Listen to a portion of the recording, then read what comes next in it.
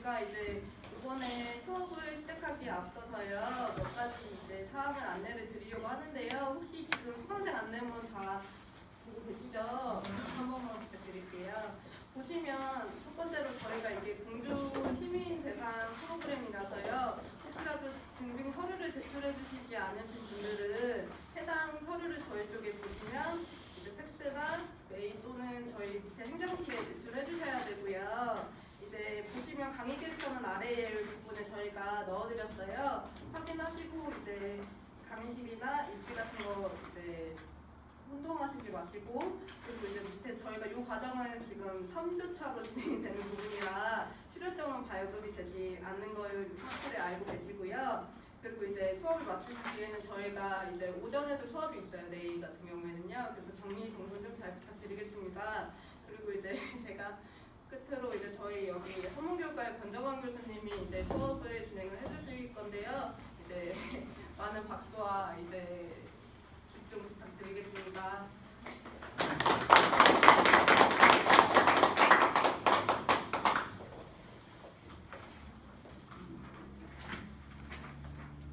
제 소개를 해드리겠습니다.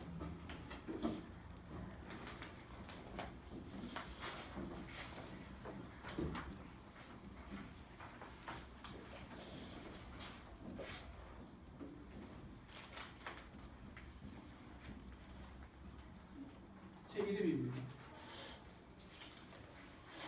한문 선생이니까 한문 잘하고 잘 써야지. 그렇다고 꼭 그렇다고 말씀은 잘 못 드리겠네요. 건강합니다. 제 이름인데 이름이라고 하는 말은 우리말이지요. 이름에 해당하는 한자어. 예? 이름에 해당하는 한자어. 명.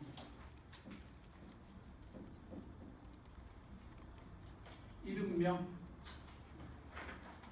성과 명 합쳐서 이름이니까 요거 제 성이라면 이름은 명. 요 이제 세 글자 가운데 이름은 요건 성이고, 성명 가운데 요건 성이고, 이름은 성한. 사실은 요건 제 학렬자라서 저 같은 집안에 같은 학렬에 있는 분들이 요 글자를 공통으로 씁니다. 제 형제들도 그렇고. 그러니까 실제 이름은 요 하나뿐입니다. 요 가운데 것만 제 이름. 누가 지어주신 겁니까? 아, 예. 어려서 고향에 훈장님이 한 분 계셨는데 걸림자를 이제 넣고 한자 이름자를 훈장님이 지어주셨다고 알고 있습니다. 제 성함을 알려드렸으니까 선생님들 성함도 성명도 한 번씩 제가 불러보도록 하겠습니다. 김선희 선생님. 안 오신 분도 체크해야 되나요? 네, 그냥 오신 분들 체크해 주시면 돼요. 오신 분들은 체크해야 됩니다. 네. 편하게.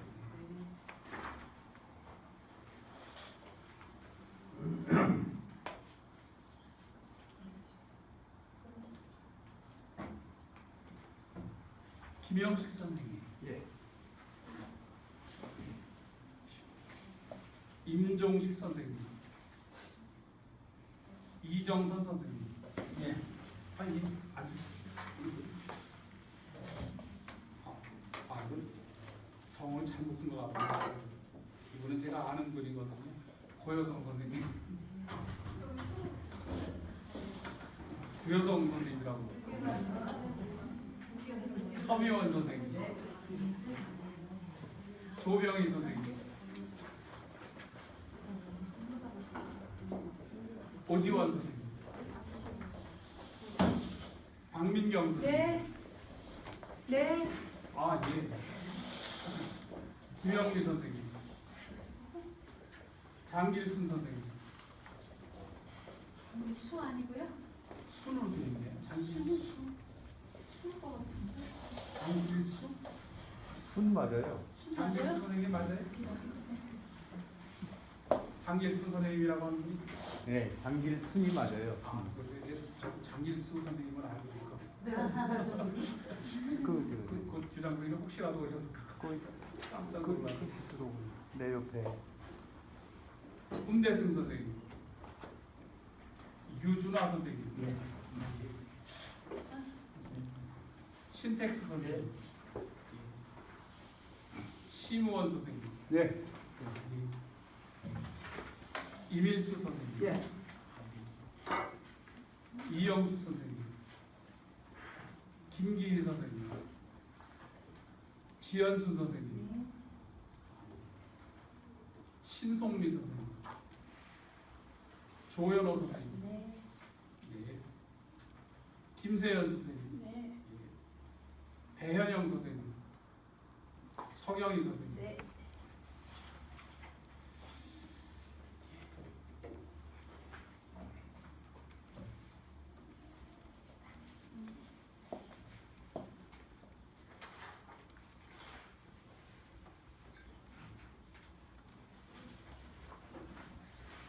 저는 유학을 공부한 사람입니다. 한문 가르치고 있지만 전공이 유학을 공부를 했습니다. 경전이라고 하는 사서경 좀 친숙하게 공부를 했고 그래서 맨 처음 그걸 일부러 논어 제1장 또는 한편 제1장을 주제로 해서 한번 말씀을 드려볼까. 여유가 있으시면 가서 글 한번 읽어보십시오. 그러시면 대체로 그 강의하는 내용을 거기에 대충 써놓았으니까 제가 선생님들 그 어떤 저를 잘 몰라서 어느 정도의 공부를 하신 분들인지 하는 걸 몰라서 논어 이것은 그래도 들어보신 지 있으신가요? 네. 이건 처음 보신다는 논어 이 유명한 이 첫 번째 구절을 논어 학위편 제1장을 처음 들어보신다는 분은 없으신가요? 그런 것 같습니다. 워낙 유명한 구절이기 때문에 아마 거의 다 내용을 아시는 내용일 텐데 그 아시는 내용 가지고 뭘 말씀을 드릴까 좀 궁금하시기도 하고 그럴 것 같습니다. 그래도 제가 그 젊은 시절에 양주동 선생이라고 하는 분이 계셨는데 장가 연구를 한 분은 아주 굉장히 유명한 분입니다. 자기 스스로를 국보라고 보신 분, 내가 우리나라의 보물이다 라고 자칭하신 분, 천재분 가운데 한 분인데 이 양주동 선생이 이 논어를 이제 얘기를 하시면서 어떤 말씀을 하셨는가 하면 내가 논어 공부를 하는데 처음 이 논어 책을 보니까 제일 처음 얼마나 유명한 책입니까? 동양에서는 그야말로 고전 가운데 고전이지. 그 유명한 책, 거의 모든 사람들이 아는 그 굉장한 책이라고 하는 논어의 맨 첫머리에 글로서는 내용이 너무 평이하다. 글 내용에 도무지 신기한 것도 뭐 독특한 것도 특별한 내용도 그런 게 아무것도 없는 것 같아.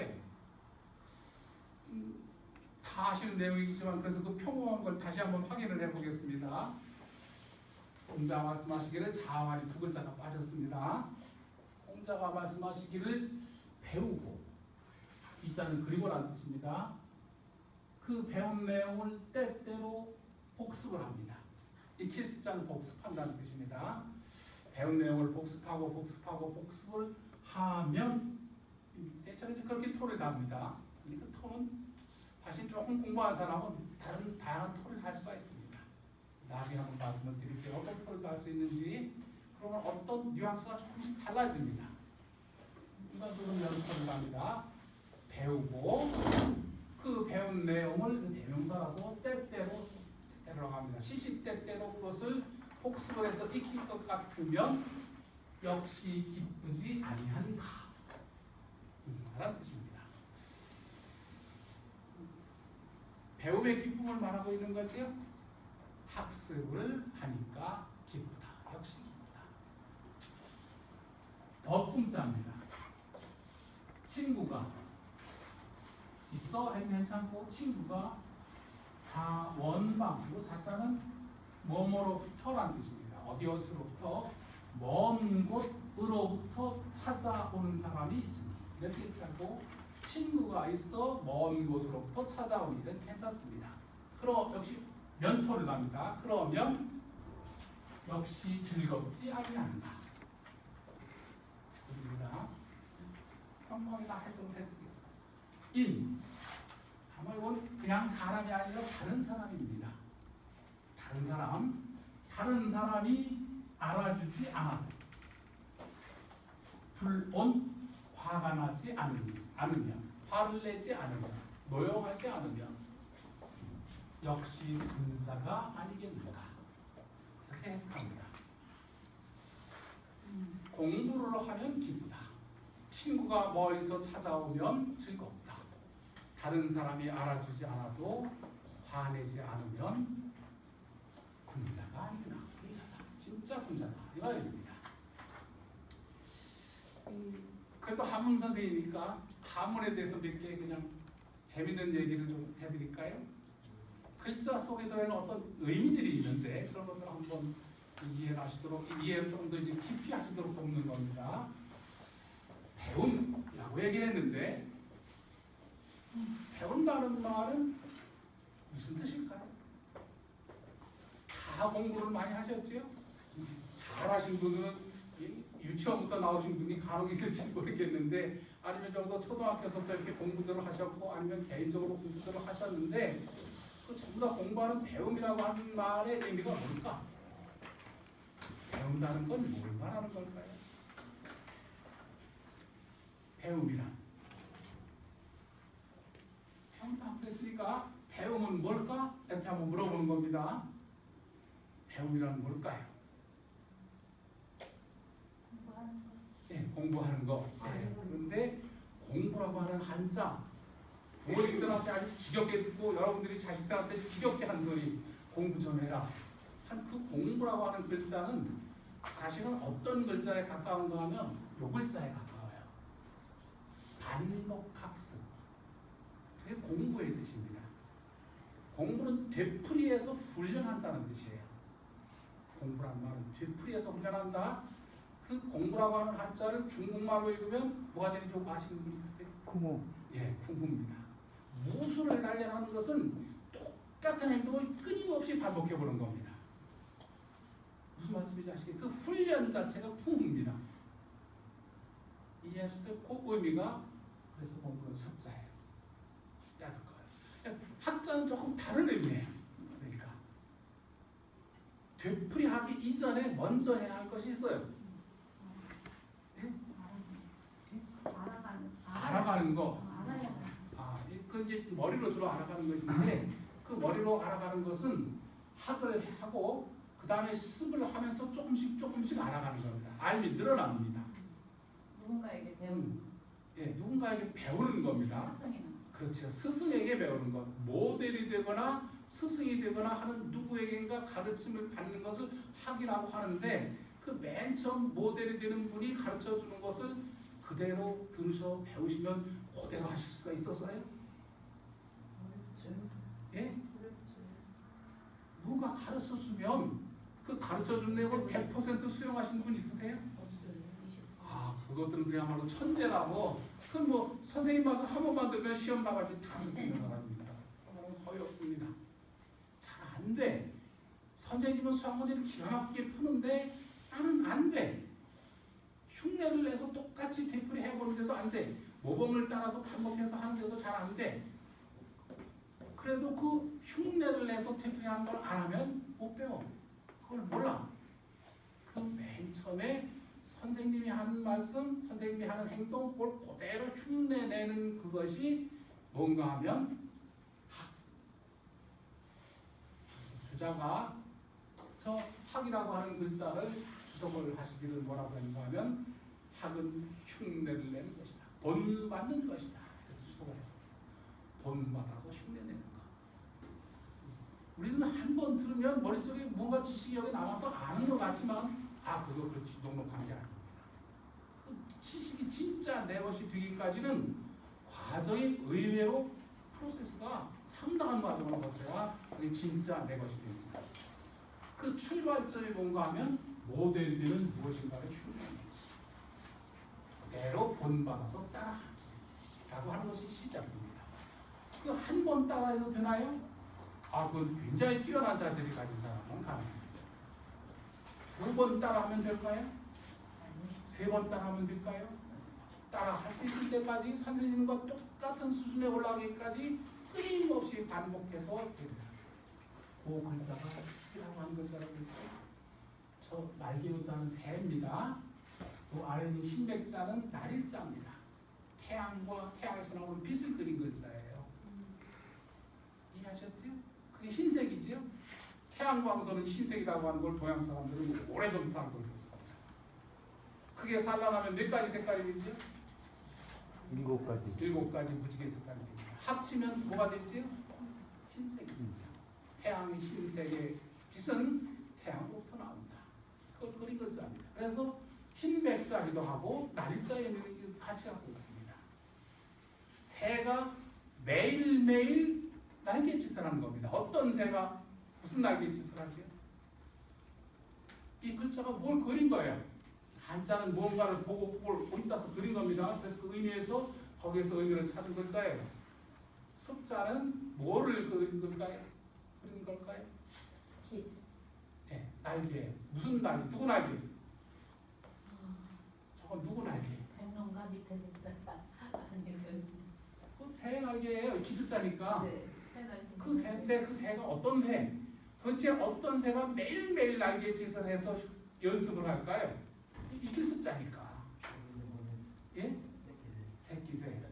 누가 나르는 걸 본받아서? 엄마 새가 나르는 거야. 다른 형제 새가, 더 큰 새가 나르는 모습을 그대로 본받아서 흉내를 내서 날개짓을 해봅니다.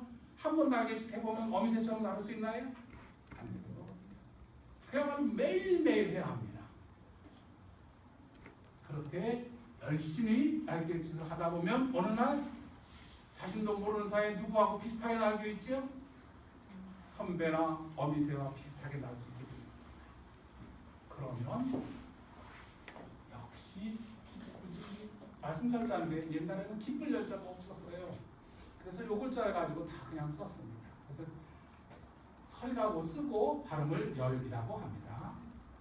역시 기쁘지 아니하가.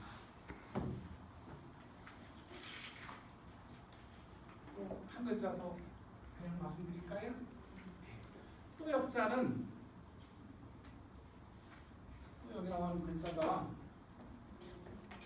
제가 하나 이름 지우겠습니다. 제게는 소중한 이름이긴 한데 그래도 이름값을 하고 사기가 만만치 않아서 오래 써놓으면 좀 부끄럽습니다.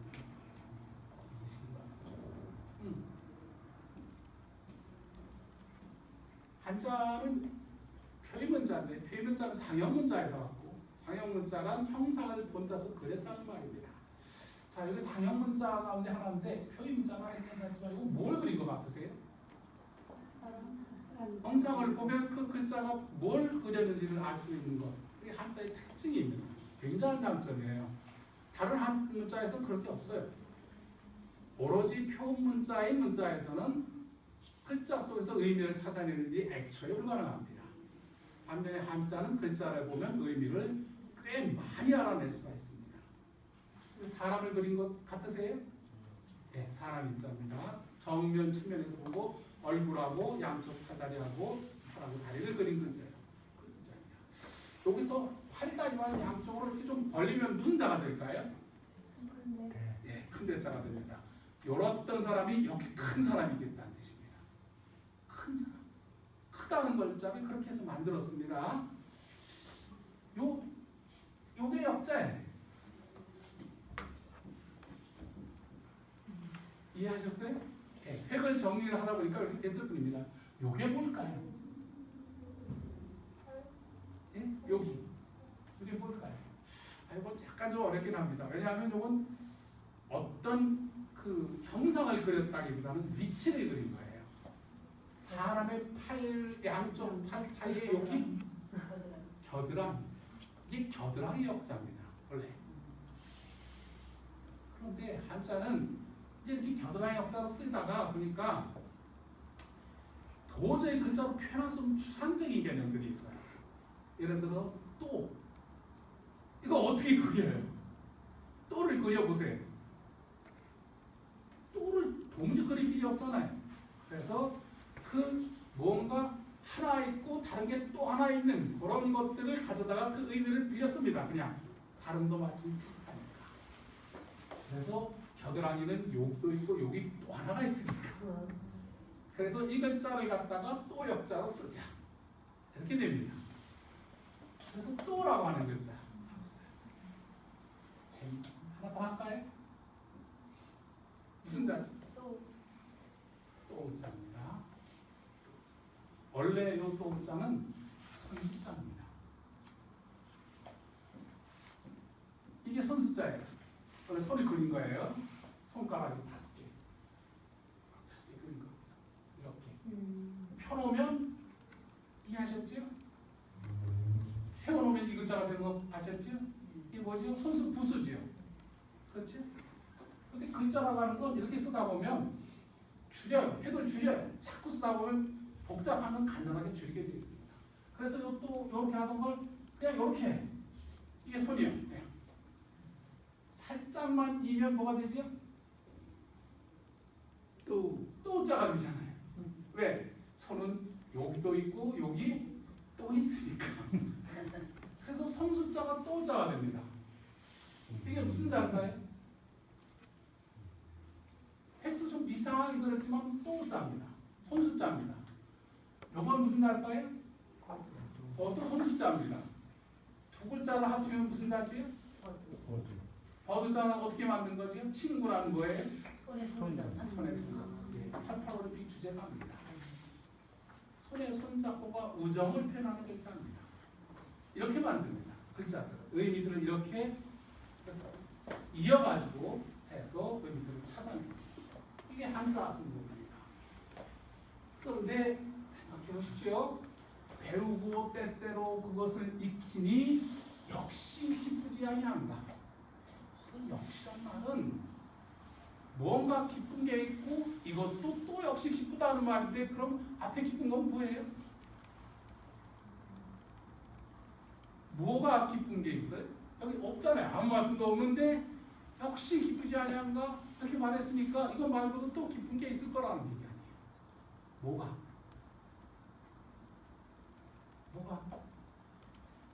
공부를 하는 게 이렇게 그래서 만만치가 않습니다. 처음에는 아주 평이하고 쉬운 말 같은데 조금씩 그 말씀을 음미하다 보면 아무것도 없는데 이거 하나뿐인데 이게 기쁘다 그러면 그렇다 긍정을 하지만 이것 또한 기쁘지 아니한가 그러면 무엇도 기쁜데 이것도 기쁘다는 말이거든요. 자, 그래서 이제부터 여러분은 살아오시면서 뭐가 기뻤는지를 한번 얘기해 보십시오. 예.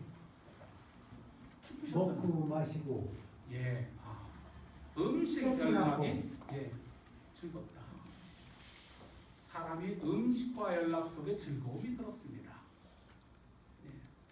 좀 더 솔직해지시면 음식 남녀가 기쁨의 근본입니다. 음식과 남녀가 인간의 욕망이 즐거움을 대상이 가장 많이 드는 것, 일반적으로 가장 넓게 드는 것. 저 말 아주 어떻게 보면 좀 평범하고 세속적인 말 같지만 얘기에 나오는 말씀입니다. 동양의 경선 이런 것들을 여러분이 그렇게 수입게 생각하지 마십시오. 우리들 세상을 설명하는데 아주 굉장히 거의 구석구석 설명하지 못한 부분이 하나도 없다고 해도 좋을 정도로 그렇게 경서의 그 기반이 넓습니다. 그래서 옛날 분들이 이 속에 든 것이 의외로 저 천자문이나 사자수학 이 정도만 공부를 하셔도 상상외로 그 사람의 도량들이 큽니다. 음식 남녀가 욕망의 가장 기본적인 것. 그러나 그건 누구나 일반적으로 그런 것이라면 그것 말고도 또 나름대로 다르게 기뻤던 일, 행복했던 일, 즐거웠던 일 한번 생각해 보십시오. 즐거우셨는지.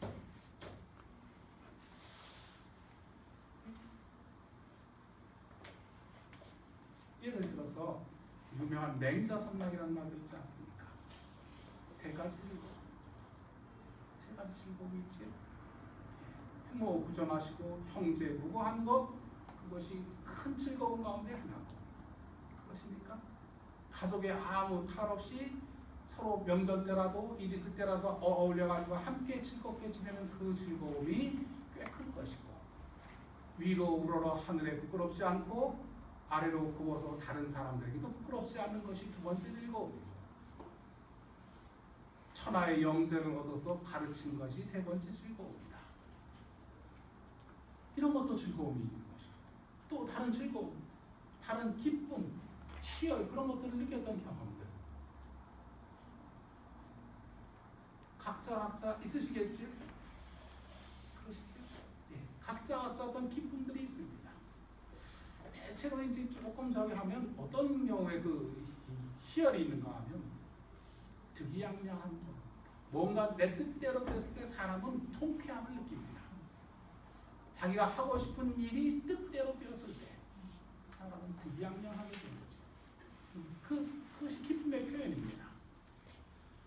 자, 그런 사람들이 이 세상에서 생각하는 수도 없이 많은 기쁨의 모습들이 삶에 있지만, 그 삶에서 또 이것도 기쁘지 아니하는가, 이렇게 말하시는 겁니다. 저 역사 한자 속에 숨어있는 그 많이 수없이 많은 다른 온갖 행복의 가능성들, 기쁨의 가능성들, 그런 것들이 우리 삶에 있다. 그런데 그런 기쁨 못지않게 이것도 기쁘지 아니한가. 기쁘십니까? 공감이 가십니까? 저는 아닌데요. 저는 대학에서 선생하면서 지금까지 그걸로 먹고 살아왔지만, 저 배우고 그 배운 내용을 반복해서 학습하는 일이 도무지 행복하지 않았습니다. 기쁘지 않았습니다.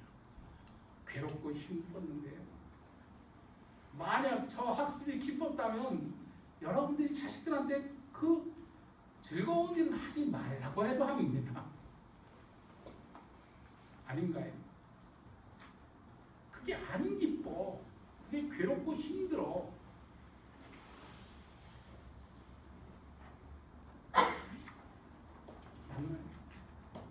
예. 어려운 점도 있지만 예. 좋아서 하는 사람 공부하더라도 좋아서 예. 하잖아요. 여기 이렇게 연세도 좀 있으신 분들이 공부를 하러 오실 때는 만학의 기쁨을 다 그래도 어느 정도 가슴에 품고 오시는 거라 그렇다라고 하지만, 저 일반적으로 저 말이 세상 사람들을 설득해내는데 만학도만 설득하고 일반 학생들을 설득을 못하면 공자님 말씀이 무슨 의미가 있습니까? 그렇지 않겠습니까? 아, 공자님 말씀이라면 뭐다 당연히 워낙 이제 저 워낙 공자님 말씀이라는 게 그 앞에 붙어가지고 저 말에 반박을 못하는 것뿐이에요, 사람들이. 공자님이 어련히 옳은 말씀 하셨으려고 그러니 그 말이 사실이 아님에도 불구하고 그냥 아무 말도 못하고 다 고개를 끄덕끄덕 할 수밖에 없는 거죠. 따지고 보면 아이들 가운데 몇이나 저걸 기뻐합니까? 해마다 1등을 해서 기쁜 아이들도 좀 있을 거고, 시험 때마다 그 선생님이 엄청 좋아가지고 그 선생님 좋아서 그 수업 시간이 기쁜 학생들도 간간히 있을 것이지만, 아, 이거 과목도 한두 과목이 아닌데다가 여기도 학원도 가야 되고 어디도 가야 되고 어디도 가야 되고 그 공부하러 그냥 끊임없이 조리 돌리는 것 같은 그런 저기를 다 하고 있는 요즘 아이들이 되게 왼수같이 무슨 학습이 기쁩니까? 저는 정말 틀렸죠. 저 말씀은 잘못됐잖아요. 그런데 어떻게 공감을 얻어서 사람들이 또 역시 그래도 생각해보면 저 말씀이 옳아, 이렇게 고개를 끄덕끄덕 하게 됐을까요?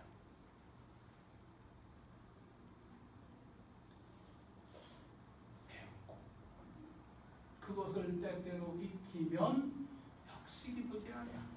기쁜 일이 세상에 많아도 이 일도 진짜 기쁘다. 그 중간까지 뭔가가 있어요. 요 사이에 뭔가가 있어, 들어있어. 그걸 찾아내야 돼. 그걸 이해해야 이 말의 의미를 이해할 수 있는 거예요. 공자님은 그것을 이 공부를 해본 사람들은 실제로 겪어본 사람들은 학습 자체가 힘들다는 걸 다 압니다. 그럼에도 불구하고 이 말이 기쁘다라고 하는 그 말씀에 역시 고개가 끄덕여집니다. 그러려면 요 사이에 뭔가가 그 말씀하지 않은 것에 대한 공감이 있기 때문입니다. 뭔가 다른 말씀이 원래 생략이 됐는데 그 생략된 부분에 대해서 아 그렇구나. 그래서 당연히 이렇구나. 이렇게 생각하게 되는 겁니다. 그 생략된 부분이 뭘까요? 이걸 이제 사이사이에서 읽어내는 거예요. 첫 번째 구절과 두 번째 구절 사이에서도 그걸 읽어내셔야 되고 또 글자 사이에서 또 그걸 읽어내셔야 되고 저 사이에서 또 읽어내야 합니다. 그리고 여기도 또 읽어내야 이 전체가 하나의 무르듯이 흘러가는 한 장이라고 하는 것을 알 수가 있습니다. 공부를 하는 사람은 그걸 찾아내는 공부를 하는 거예요. 그 말씀을 많이 읽고 외우고 삶에서 실천하고 그러다 보면 조금씩 그 공간 속에 숨어있는 의미들이 드러납니다. 자, 학습을 통하면 아까 얘기했죠. 새끼새가 어빈새처럼 나르는 뭐가 생기죠? 공부는 무엇을 목적으로 합니까? 공부를 하는 목적은 제일 좋은 건 공부 그 자체를 즐거워해서 하는 것도 굉장히 좋지만 그러나 모든 학습은 목적이 있어요. 모든 학습의 목적은 뭐죠? 생존이. 예? 생존. 살아가는 거. 예? 생존하기. 생존하는 거. 네. 생존하려면 뭔가가 있어야 돼요. 예? 지혜가 있어요. 지혜. 예. 지혜는 생존에 굉장히 중요한 능력 가운데 하나입니다. 지혜라고 하는 건 인간의 능력 가운데 하나예요. 그 중에 지금 같은 사회에서 특히 지적 능력이 굉장히 중요합니다. 그래서 모든 교과목들이 거의 전부 지식을 전수하는 것. 그 지식이 뭐가 되기 때문에 그 사람의 아는 것이 힘이다. 능력이라는 뜻입니다. 그것이 지식, 지혜만이 아니라 공부를 한 사람은 다른 능력도 생깁니다. 어떤 능력이 생기죠? 혹시 아시나요? 일을 파악할 수 있는 창조. 예? 창조.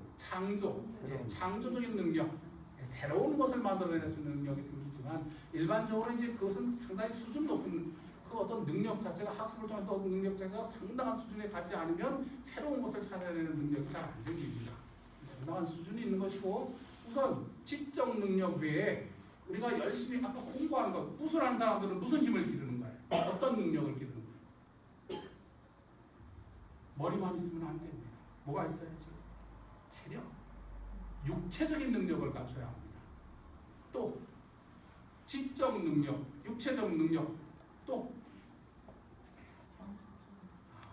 이게 우리 시대가 갖고 있는 굉장히 큰 맹점과 가장 중요한 능력은 어쩌면 도덕적 능력, 이성적 능력입니다.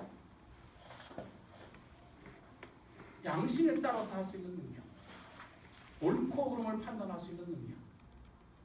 이런 것들을 안 가르치고 머리만 키워서 지식만 잔뜩 채워서 내보내면 그 지식 갖고 뭐 하는가? 사유사유 취하는 행동만 하고 그걸 가지고 저 법조인 되고 판사 검사가 돼서 뭘 하는가? 제 주머니 채우는 일만 합니다. 안 그런가요? 안 그런가요? 갖고 있는 능력이고 어떤 것이건 그걸 갖고서 거의 하는 일이 뭔가 하면은 남의 것 빼고 그거 지위 이용하고 권력 위해서 못된 짓 하고 이런 겁니다. 뭐가 없어서? 예? 지식이 부족해서 절대로 아닙니다. 남보다 훨씬 뛰어난 지식을 갖고 있습니다. 법률 지식에서 그게 전문가죠. 온갖 분야에서 전문가라고 하는 사람들이 전부 다 학문 분야에서 저도 전문가라고 불리워집니다. 그러나 중요한 것은 그런 지식 또는 체력만이 아니고 뭐라고 해요? 도덕적 옳고 그름을 판단할 수 있는 능력, 양심을 보장할 수 있는 능력, 이게 있어야 되는데 이걸 잘 안 가르칩니다. 지금 세상. 그런데 어쨌건 그런 능력은 어떤 종류의 힘이건 간에 어떤 종류의 능력이건 간에 그것이 인간이 이제 아까 얘기한 건 전부 다 우리가 주로 배움을 통해서 얻은 겁니다. 그런데 배우지 않고 어떤 다른 경로를 통해서 얻어지는 능력들이 있습니다. 어떤 능력들이 혹시 있는지 아시죠? 여러분들이 갖고 계신 능력 가운데 여러분이 어려운 학습의 과정을 거쳐서 얻은 힘이 아닌 여러분의 능력이 아닌 다른 형태로 여러분에게 주어진 능력들이 있어요. 어떤 능력들이 있습니까? 예? 그건 아까 얘기한 대로 체력. 그 체력이 역시 노력해야 많아지는 것인데 타고난 체력도 어느 정도 당연히 있습니다. 그건 말고 또 여러분이 사용하시는 힘이 있어요. 힘. 능력이라고 하는 역임역자가 힘이라는 뜻이에요. 힘이 있어. 힘. 주위에 어떤 사람들이 힘 있어 보여요. 지금 우리 사회 속에서 힘 있는 사람들이란 어떤 사람들이에요? 주로 지위를 가진 사람들은 지위의 권력이 있는 거고 그보다 훨씬 더 많이 중요한 능력 가운데 하나는 권력이 아니라 금력이에요. 지금 세상에서. 경제력이 경제예요. 그런 것들이 다 힘이에요. 그 경제력 이런 것도 자기가 노력해서 벌면 그 경제력 이거 아무도 뭐라고 하지 않습니다. 당연하지요. 그 탓할 거 없는 거잖아요. 두 가지 근검 저약해서 부를 이루었다. 경제력을 이루었다. 누가 뭐라고 합니까? 아무도 그거 학습에서 얻은 능력이랑 똑같은 거예요. 그거 갖고 그거 쓰는 거 누가 뭐라고 시비할 거 별로 없어요. 다양한 종류의 힘들이 있습니다. 이 세상에. 그 힘들 가운데 적어도 저 과정 두 개.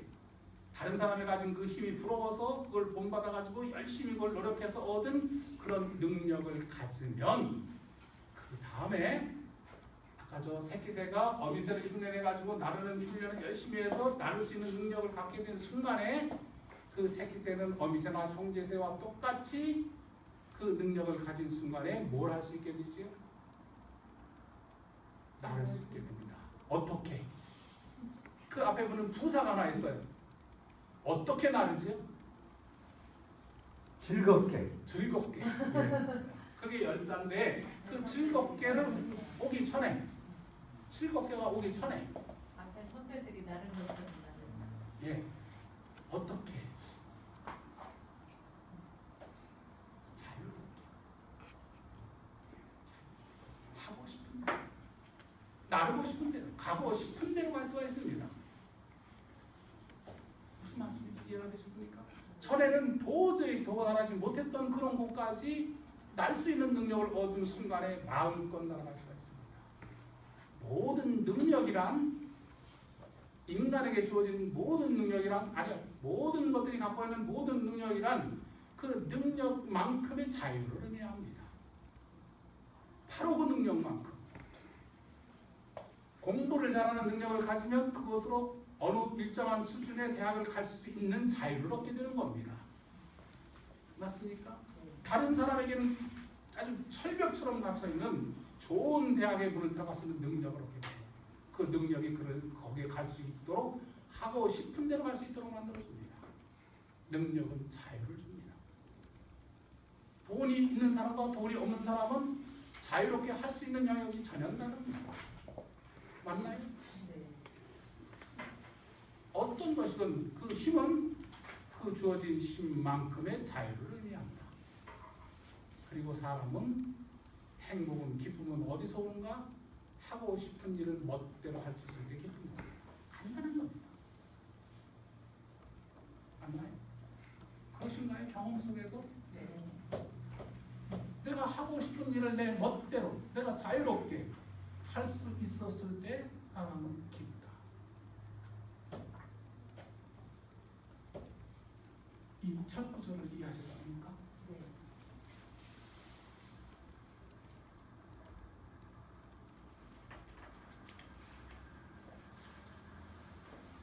근데 선생님 알 것도 같고 모를 것도 같고 잘 모르겠어요. 예, 좀 그러시죠. 경험 속에서 한번 오래 살아오셨으니까 경험 속에서 한번 선생님 나름대로 가신 능력들이 있지요. 그 능력을 발휘해서 내가 하고 싶은 일, 하고 싶은 목적 이런 것들을 얻었을 때 그리고 그 목적이란 되게 거의 동일합니다. 그건 뭔가 하면 사람은 모든 행동이 전부 다 행복을 추구하는 것. 거기에 집약되어 있습니다. 내가 이 세상을 살면서 행복하게 사는 것. 너, 나 할 것 없이 모두 다 똑같이 행복한 삶을 바란다. 지금 이 자리에서 내가 행복하지 못하더라도 행복할 가능성이 거의 없더라도 사람은 누구나 행복을 꿈꾼다. 그리고 행복을 주는 조건, 능력, 힘 그것을 얻고자 분투를 한다. 그래서 돈을 열심히 벌려고 하고 명예를 얻으려고 하고 지위를 얻으려고 하고 체력을 단련하려고 하고 공부를 열심히 하는 겁니다.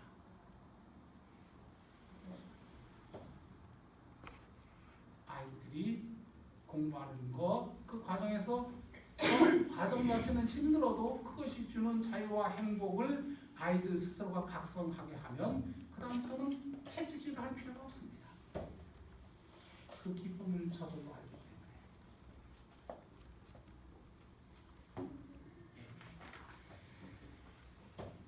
제 설명이 부족해서 더 이상 자세히 말씀을 못 드리는 걸 미루면서 첫째 구절 이해가 되셨나요? 네.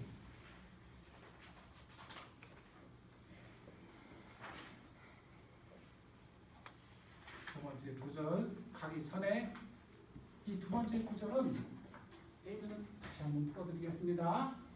친구가 있어서 문자 한번 설명해 드릴게요. 또 글자로 또 설명해 드리면 조금 더 낫습니다. 저 공이라고 하는 글자는 원래 저게 쌍으로 다니는 쌍쌍이 다니는 새를 그린 글자입니다. 혼자 다니는 새들이 있는 반고 때로 다니는 새들이 있는 반면에 어떤 새들은 둘씩만 다니는 새가 있어요. 둘씩 다니는 새들. 혹시 그런 새 아세요? 원앙이라고 합니다. 이런 새들. 짝으로 다니는 새. 원래 저게 붕새예요. 저게 그 붕새 문자에 저기다 새 숫자를 옆에다 붙이면 저게 붕새 문자입니다. 보왕새도 암수 짝으로만 다닙니다. 그래서 어쨌든 그게 짝으로 다니기 때문에 항상 함께 다니는 사람. 아까 요거 저 붙자 손에 손 잡고 저거 어봉자 끼리끼리 몰려다니는 거 표현하는 글자입니다. 친구가 있어 먼 곳이라고 합니다. 좀 재미있는 의미가 있는데 좀 어려워서 그냥 먼 곳, 먼 장소로부터 라는 뜻입니다. 어디로부터라고 하는 뜻이에요. 이 자자는 원래 스스로자 보통 그렇게 하는데 원래 글자는 저게 코자자예요. 이 글자가 코를 그린 글자입니다. 사람이 이 신체는 인간은 생명체이기 때문에 생명체는 그 어떤 기능 이런 것들에 가장 최적화한 형태로 진화를 합니다. 한번 해보실래요? 저기 하시겠지만 손을 이렇게 해서 이렇게 한번 내밀어보시죠. 이 손의 가장 중요한 기능 왼손 내밀지 마시고 오른손 가능하면 한번 이렇게 하세요. 이 손은 어떤 용도로 쓸까요? 가장 중요한 용도 물건을 잡는 거. 물건을 잡는 것 그보다 훨씬 더 중요한 일을 했습니다. 밥 먹는 거. 예, 이건 음식을 집어서 먹는 데 씁니다. 이것만큼 중요한 기능 없습니다. 당연하지? 무슨 말씀인지 이해가 되세요? 손의 가장 중요한 기능 인간은 생명체이기 때문에 살아남아야 되고 살아남으려면 먹지 않고는 불가능합니다. 당연하지? 그러니 음식을 입으로 넣지 않고서는 생명이 유지가 안 돼요. 그러니까 음식을 집어서 입에 넣는 이 기능이야말로 손의 가장 원초적인 기능인 거예요. 기본적인 기능인 거예요. 손에 따라서 이것은 이 손의 형태와 관절은 모두 다 음식을 집어서 꺾으면 딱 입에 닿도록 되어 있습니다. 음식을 딱 입에다 요 관절 자체가 음식을 집어서 꺾으면 딱 입에 닿도록 이 형태가 되어 있다고요. 구조가 인간의 신체 구조가. 여러분 그래서 다 편하게 입힌 거 저기 한 겁니다. 이 문화라는 게 생겨서 조금 더 깨끗하게 먹는다고 숟가락 젓가락 잡은 뒤에 인간의 손은 어떻게 됐을까요? 어떻게 바뀌고 있을까요? 지금 5천 년 정도밖에 안 됐는데 다 손으로 집어 먹다가 이렇게 하다가 숟가락 젓가락을 쓰기 시작했습니다. 그러면 이 손의 길이가 어떻게 바뀔까요? 짧아져. 짧아져. 짧아질 수밖에 없어요. 그래야 가장 효율적으로 운동하면서 입에 갖다 넣을 수 있습니다. 있습니까? 네. 이거 하는 거예요. 이 손에서도 다른 기능 가운데 한 각각 손가락 기능들이 있는데 이 손가락은 어떤 기능으로 주로 쓰이죠? 지적질하는 데 쓰는 겁니다. 이거 저거 가르치는데 지적질하는 데 쓰는 겁니다. 예. 둘 말 서로 안 통하는 옛날 원신들끼리 탁 만났어요. 대화를 해야 되는데 나를 가르치고 싶어. 내가 어떤 하는 표시를 해야 되겠어. 딱 해서 가르쳤는데 어디를 가르쳤죠? 코. 예. 이렇게 했더니 입에 가는 것이 딱 폈더니 코로 딱 갔어요. 그러니까 이게 뭐가 됐어요? 코가 나가 됐어요. 이게 코가 내가 된 거예요. 코자자가 그래서 나자자가 된 거예요. 이해가 되셨나요? 한자 의외로 재밌습니다. 이 인간이 살아온 역사, 문화 이런 것들이 그대로 안에 배어 있어요. 글자 속에. 그래서 재밌게 하면 상당히 됩니다. 코자자가 나자자. 여기서 나자자의 뜻이 아니라 좀 안 좋지만 옛날에 학교에서 보셨죠? 불교심 언제 몇 월 며칠부터 자 몇 월 며칠부터 지 몇 월 며칠까지 그거 써놓고 학교에서 보셨죠? 무슨 기간고 언제 그게 상관자. 먼 곳으로부터 언제 시간 공간으로부터 찾아옵니다. 애자는 찾아온다는 뜻입니다. 저쪽에서 이쪽으로 찾아온다는 뜻입니다. 그러면 역시 즐겁지 아니한가. 이제 한번 앞에 구절을 했으니까 조금 더 빨리 여쭤보겠습니다. 친구가 먼 곳의 친구가 찾아오면 기쁘십니까? 아니 돈 꺼달라고. 네, 이 구절에서 한 번 더서 딱 굴절을 겪으셨으니까 즐겁다라는 말이 반드시 꼭 금방 즐겁지는 않다라는 걸 알았으니까 이제 여기도 이제 약간 좀 그런데 일반적으로 여쭤보면 먼 곳의 친구가 찾아오면 다 기쁘지요. 자주 만나는 친구가 찾아오아도 기쁘지요. 두 사람이 서로 친구라면 기쁜데 지금 말씀하신 것처럼 안 기쁜 수도 간간히 있습니다. 즐겁지 않은 경우도 간간히 있어. 쓸쓸한 일이죠. 그래도 대개 친구가 찾아오는 사람은 기뻐합니다. 그 기뻐하는 이유가 뭘까요? 왜 친구가 찾아오면 기쁠까요? 왜 이들이 기쁘들렸던 여기 있다면 즐거울 낙자는 게 즐거울까요? 행복할까요? 근데 우선 기쁨입니다. 친구가 찾아오면 기뻐요. 그 이유가 뭔지. 나를 필요로 하는 사람이 있다는 예. 나를 필요로 하는 사람이 있다는 것. 그 사람이 나를 찾아온다는 말은 그 누구이건 간에 나는 그 사람에게 필요한 것을 줄 수 있고 그 사람은 나에게 필요한 것을 가져가고 싶다는 뜻입니다. 그래서 사람은 저 앞에 열자는 자유의 희열이지만 능력이 주는 자유의 기쁨이었지만 또 다른 사람을 기쁘게 해주는 게 뭔가 하면 인정을 받는 겁니다. 인정을 받는 거. 뭐가 있다고 인정을 받는 거죠? 누가 나를 찾아온다는 말은 능력이 있다 하는 것을 인정받는 겁니다. 누가 찾아온다. 그러니까 그 찾아오는 사람이 꼭 친구 아니라도 그냥 아는 사람이라도 괜찮고 생판 모르는 사람이라도 괜찮고 또 좀 가까운 사람이라도 괜찮고 누군가가 나를 찾아왔다는 말은 나의 그런 능력과 힘을 인정해서 그걸 필요로 해서 도와달라고 찾아왔다는 걸 의미합니다.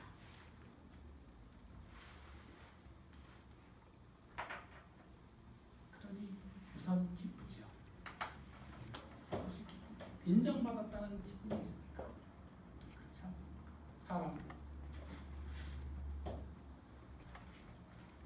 두 번째 구절은 그 이전에 건데 이걸 다시 한번 여쭤보겠습니다.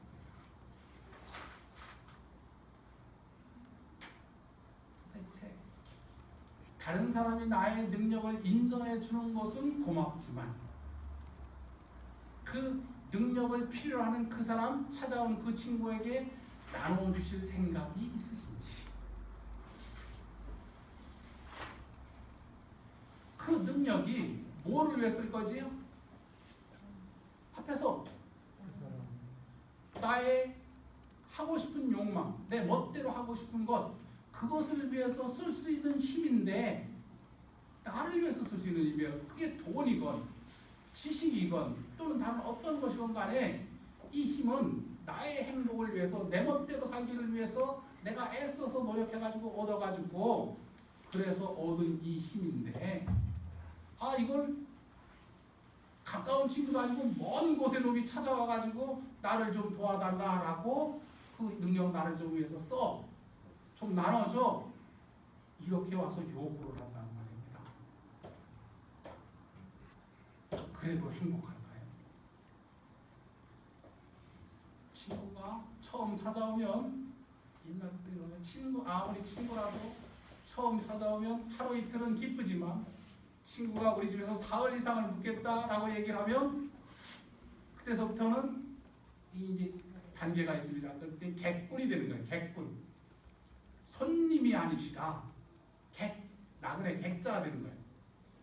일주일을 넘어가면 왼수가 되는 거예요.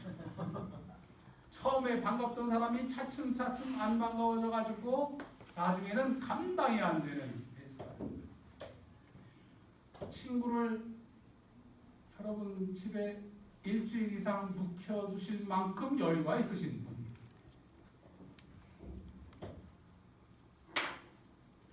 요즘은 거의 참 어렵지요. 요즘은 참 어렵지요. 특히 남자분들 친구는 거의 불가능입니다. 여자분들 친구는 오히려 가능할지 몰라요. 남편한테 약간 눈치가 보이기는 해도 그래도 아마 요즘 여러분이 생각하시는 것보다 여성들의 권한이 특히 집안에서는 세서, 여러분이 생각하시는 것, 사회 전체로 나가면 여성들이 아직도 많이 어려운 여건이지만 가정 내에서 여성은 옛날에도 강자입니다. 옛날에도 강자. 지금 여러분 여성 선생님이 생각하는 거와 훨씬 다를 거예요. 수상되지 않죠.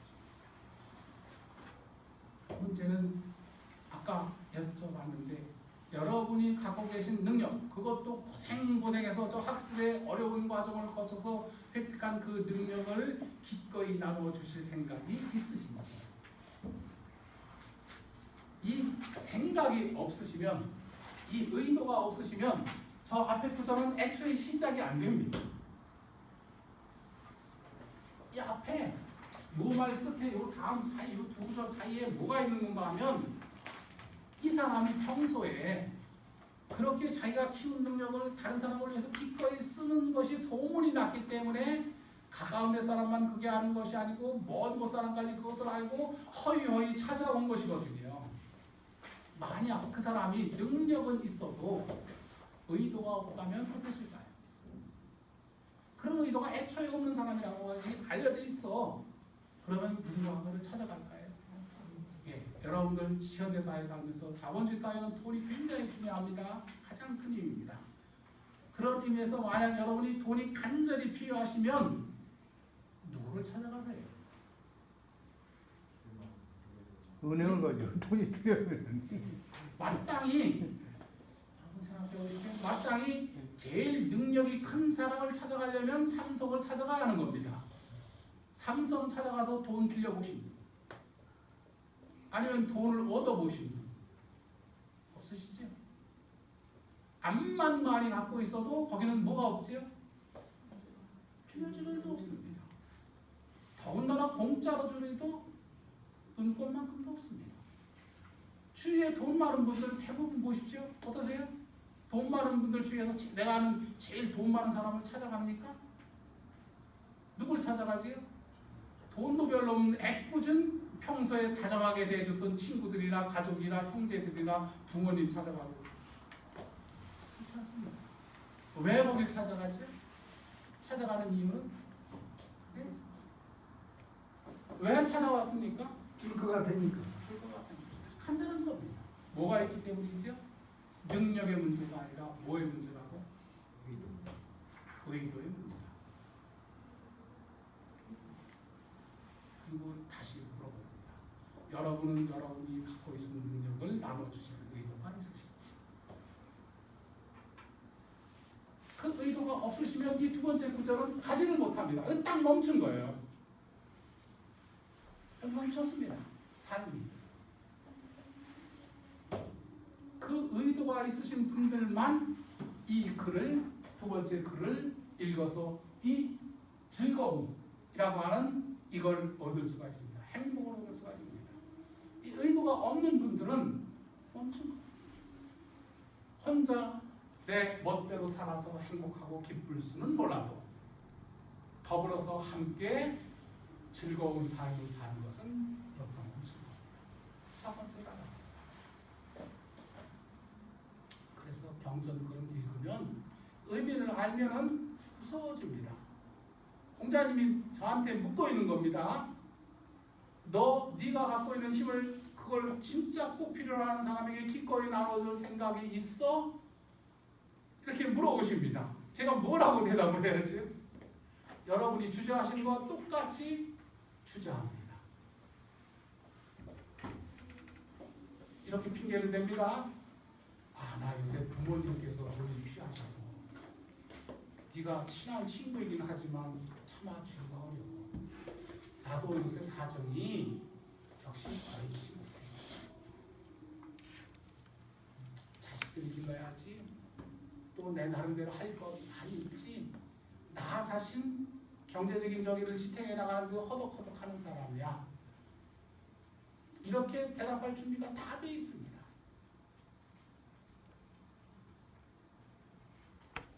정말 나눠주실 의도가 있으신지 그것을 묻는 겁니다. 그리고 이제부터는 더 무서운 얘기를 해야 합니다.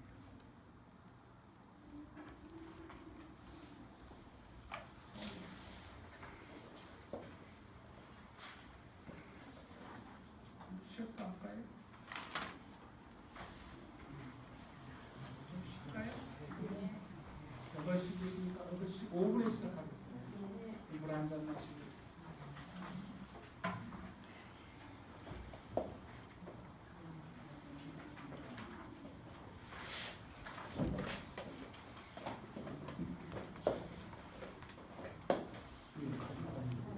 아니, 가지고 나왔다.